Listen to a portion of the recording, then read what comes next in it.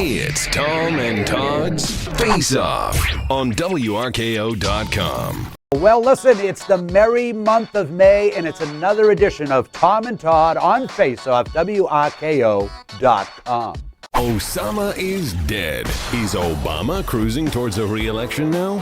George Bush had 90-something% approvals at this point in his term.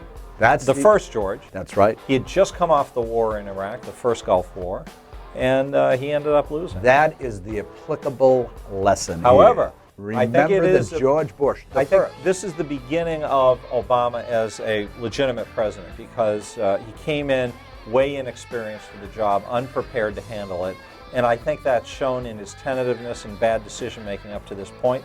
Now I think he's going to have a new confidence. I don't believe he's going to be going overseas and bowing to anybody. Todd's right on that one. He now seems much more an executive/commander. Less of a faker, I expect, in the future. Something like that. So, is the war on terror over? Another dumb question. Thank you for lining these up for us today. No, it isn't. Pithy and to the point.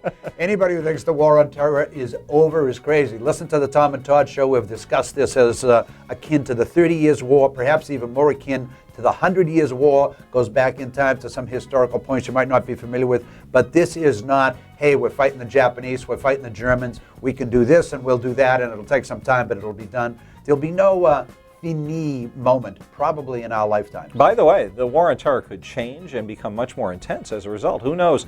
Osama had such command, such respect, that a lot of people might have been sitting around frustrated with how slow, for example, he went with things. And maybe the new regime and the new guard will lead to some splintering, more aggressiveness, more violent attacks. We have to wait and see. We've got the birth certificate, so is the issue over? I hope and pray that the birth certificate issue is over. I am very curious about his college records, and we don't want to let a good issue die. So what the heck? All right, Donald. Yeah, keep coming up with things, yeah. But the birth certificate thing should be put to bed once and for all. A million other problems, much more serious problems. Anybody who's looked at this, I think over the past several weeks at least, couple of weeks, I don't want to overstate it, couple of weeks, has to be, any reasonable person is satisfied. I don't know. For everything I can tell, Obama was born yesterday.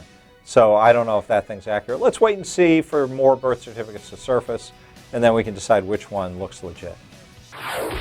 That's Face Off for today. We'll see you again next week. Check back all the time, WRKO.com.